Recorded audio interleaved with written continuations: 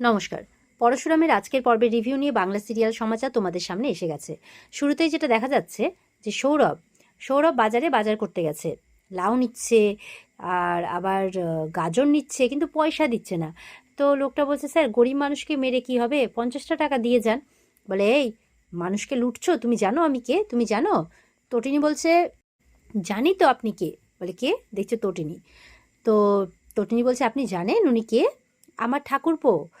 তো সৌরভ বলছে, তটিনী গাঙ্গুলি এখানে? বলে, হ্যাঁ আমি এখানে। কি তো সৌরভ নাকি খুব করে লাউ চিংড়ি খাবে, আবার গাজরের হালুয়া খাবে, কিন্তু সে পয়সা দেবে না, ফ্রিতে খাবে। তো তটিনী বলছে, লাউ চিংড়ি খাবে, গাজরের হালুয়া খাবে?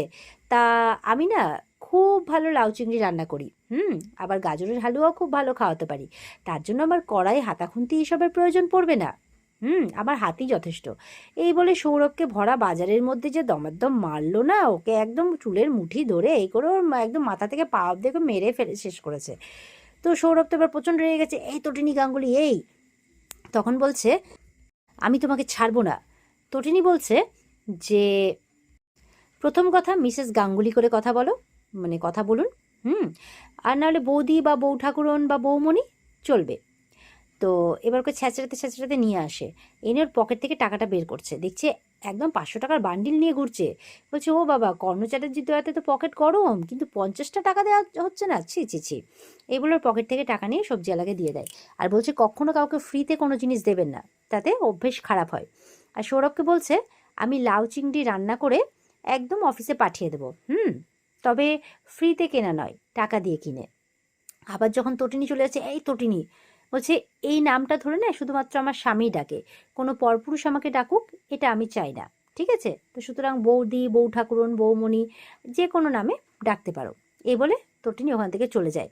সৌরভ তো বলছে, তোকে আমি এমন ফাঁসাবো, দেখ এবার কী করি, তোর বড় তোকে বাঁচাতে পারবে না, এরমভাবে বলছে। ওদিকে পরশুরাম তটিনীকে ফোনও করে, তুমি কোথায়, এত দেরি হচ্ছে, 4 টুকরো তো মাছ কিনতে গেছো। বলছে, আর বলো না, একজন লাউ চিংড়ি আর গাজরের হালুয়া খেতে চেয়েছিল, তাই একটু খাওয়াচ্ছিলাম আর কি। বলে, কে? বলে, সৌরভ। পরশুরাম তো পরিষ্কার বুঝতে পারে। ওদিকে এবার কর্ণ চ্যাটার্জির ছেলে আর ছেলের বউ বেরোচ্ছে, হাতে আবার একটা প্যাকেট আছে, সেজেগুজে বেরোচ্ছে। কর্ণ বলছে, কবির কোথায় যাচ্ছ? কবির কোনো কথা না বলে চলে যাচ্ছে। বলে, কবির আমি কিছু জিজ্ঞাসা করেছি। কবির আবারও চলে যাচ্ছে। তো আরাধ্যা বলছে, দাঁড়াও, তোমার ড্যাডি কিছু বলছে। বলে, আমি কথা বলতে চাই না। কর্ণ বলছে, কবির তুমি আমার সাথে এরকম করছো, তুমি ছাড়া আমার কে আছে, তোমার জন্য আমি এত কিছু করেছি। বলে, কিচ্ছু করনি তুমি আমাকে, আমার জন্য কিচ্ছু করনি, নিজের মতো একটা ক্রিমিনাল বানিয়েছো। জানো তো, আজকে আমার মনে হয় এই ঘরে মায়ের থাকা উচিত ছিল, তুমি না থাকলেও চলতো, তাই বলছে। তো কর্ণ তো একদম ভেঙে পড়ে, বলছে, এটা তুমি কি বলছো কবির? বলে, হ্যাঁ।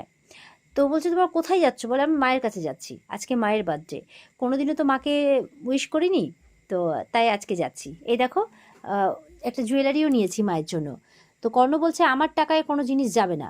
তো আরাধ্যা বলছে, চিন্তা করবেন না, আপনার টাকায় নয়, আমার জন্য কেনা একটা সুন্দর নেকলেস, উনি তো যথেষ্ট সৌজন্য একজন মানুষ, তো উনি যেরকমটা পছন্দ করেন সেরকমটাই নিয়ে যাচ্ছি, কিন্তু আপনার টাকায় নয়। কর্ণ বলছে, আরাধ্যা প্লিজ ছেলেটাকে বোঝাও, প্লিজ ছেলেটাকে বোঝাও। তখন আরাধ্যার ফোনে ওই কর্ণ চ্যাটার্জির বউ মানে লহরীর ফোন আসে। বলে, তোমরা কোথায়, তোমরা কখন আসছো? বলে, এই তো মা, আমরা এক্ষুনি আসছি। বলে, জানো তো, এটা আমার জীবনের সবচেয়ে বড় পাওয়া, যে কালকে রাত 12টার সময় তোমরা আমাকে উইশ করেছো, প্রথম আমার ছেলে আমাকে উইশ করলো, সত্যি আমার জীবনের সব থেকে বড় পাওয়া আমি পেয়ে গেছি। তো বলছে, আরও একটা সারপ্রাইজ আছে মা, আজকে আমরা তিনজনে একসাথে লাঞ্চ করব। ওই যেরকম পাতে ঘি ভাত দেয়, 5 রকমের ভাজা, প্রদীপ জ্বালায়, যেরকমভাবে জন্মদিন পালন করে ঠিক সেরকমভাবেই। তো তখন কর্ণ ফোনটা কাড়িয়ে নেয়, বলছে যে, লহরী, আমার ছেলেটাকে আমার কাছ থেকে কাড়িয়ে নিও না প্লিজ। বলছে, তুমি রিক্ত, তুমি শূন্য, তুমি একা, ক্রিমিনাল জগতে তুমি হারিয়ে গেছো, তুমি একা, আজকে তোমার কাছে কিচ্ছু নেই। আমি যদি ছেলেটাকে কাড়াতেই চাইতাম, তাহলে সেই ছোট্ট শিশুটাকে তো নিয়েই আসতে পারতাম, কোর্ট কেসও করতে পারতাম, তুমি তো জোর করেছিলে, কিন্তু আমি করিনি, তাই না? সুতরাং আমি তো কাড়িয়ে নিচ্ছি না। তবে যাই হোক, আজকে আমি তোমার সাথে কোনো বাজে কথায় জড়াতে চাই না, আজকে আমি বাচ্চাদের সাথে সময় কাটাতে চাই, আজকের দিনটা আমার ছেলের বউ আসছে, আমার পরিবারের সাথে থাকতে চাই, তাই বলছে। তো বলছে, আজকে আমি অনেক ধনী মানুষ, কর্ণ চ্যাটার্জি থেকে অনেক অনেক অনেক ধনী মানুষ। ওই ছেলের বউ যাচ্ছে, ছেলে ভালোবাসা পেয়েছে, ছেলে বদলাচ্ছে, বউ বদলাচ্ছে, এই জন্য এটাই বলছে আর কি। তো এবার দেখা যাচ্ছে যে লহরীকে সব বাচ্চারা এসে গোলাপ ফুল দিচ্ছে, জন্মদিন উইশ করছে, লহরীও সবাইকে আদর করছে, খুব খুশি লহরী। তো বাচ্চাদের সাথে সময় কাটাতে তারও ভালো লাগছে। আর ওদিকে আরাধ্যা বলছে বাবা আমরা চলি, ফোনটা দিন। এ বলে ফোনটা নিয়ে যাচ্ছে, বলছে আরাধ্যা যেও না, কবির যেও না, কিন্তু কথা না শুনে ওরা চলে যায়। আর এই তো তখন কবিরের বলা কথাগুলো, লহরীর বলা কথাগুলো ভাবছে আর কাঁদছে কর্ণ। তখন কর্ণের কাছে একটা ফোন আসে। দেখা যাচ্ছে কিছুক্ষণের মধ্যেই লহরীকে ফোন করেছে কর্ণ চ্যাটার্জি কাঁদতে কাঁদতে। তো বলছে হ্যাপি বার্থডে।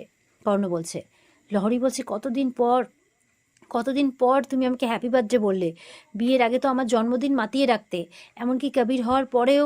হোয়াট এভার, ছাড়ো এসব কথা, থ্যাংক ইউ। তো বলছে যে কিছুতেই কর্ণ আর বলতে পারছে না, কাঁদছে তো আর বলতে পারছে না।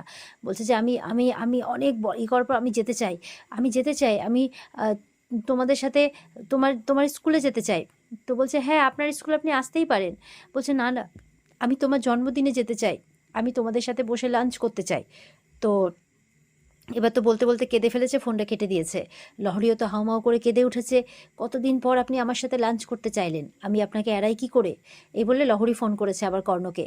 তো বলছে যে স্কুলে প্রিন্সিপালের জন্মদিনে আপনার আমন্ত্রণ রইল, চলে আসবেন। বলে না, আমি প্রিন্সিপাল ম্যামের জন্মদিনে যেতে চাই না, আমি আমার স্ত্রীর জন্মদিনে যেতে চাই, আমি সপরিবারে লাঞ্চ করতে চাই। এবার তো লহরী হাউমাউ করে কাঁদতে শুরু করেছে। তো কর্ণ বলছে আমি অনুমতি পেয়ে গেছি, আমি বুঝে গেছি, আমি অনুমতি পেয়ে গেছি। কর্ণও কাঁদছে। লহরী বলছে তুমি কাঁদছো? বলে না না কাঁদছি না। তো এই বলে ফোনটা রেখে দেয়। এবার তো লহরী রাখতেই কতদিন পর লহরীও খুব খুশি। বলছে এতদিন পর মানে কর্ণর মধ্যে একটা বদল এসছে আর কি। এরপরে বাচ্চারা আবার উইশ করছে, গোলাপ ফুল দিচ্ছে। ঠিক সেই সময় বিজিত লাহিড়ী, বাবিন আর বিক্রম সেখানে চলে আসে। তো বলছে আপনারা এখানে? বলে হ্যাঁ, আসলে বেল পাওয়ার পর ভাবছি কোথায় যাই তাই চলে এলাম। তো আপনার স্কুলের বাথরুমে কিছু বাচ্চা আটকা পড়েছে। বলে কি? লহরী দেখতে যাচ্ছে, তখন বলছে না না, কথাটা একটু কারেকশান করতে হবে, আটকে রাখা হয়েছে।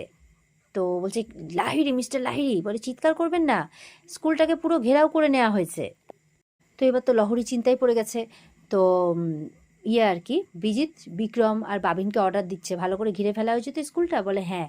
তো লহরী তো এবার চিন্তায় পড়ে গেছে, বাচ্চাদের নিয়ে এবার কি করবে কিছু বুঝতে পারছে না, ভয় পেয়ে গেছে।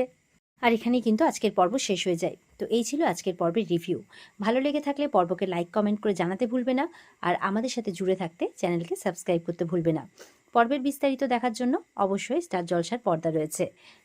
তো আশা করি তোমাদের পরশুরামের রিভিউ খুব ভালো লাগছে দেখতে। আগামীকালকে রিভিউ পাওয়ার জন্য সবাই অপেক্ষা করবে আর আমাদের চ্যানেলে দেওয়া সিরিয়ালের রিভিউগুলো বেশি বেশি করে দেখবে। টাটা।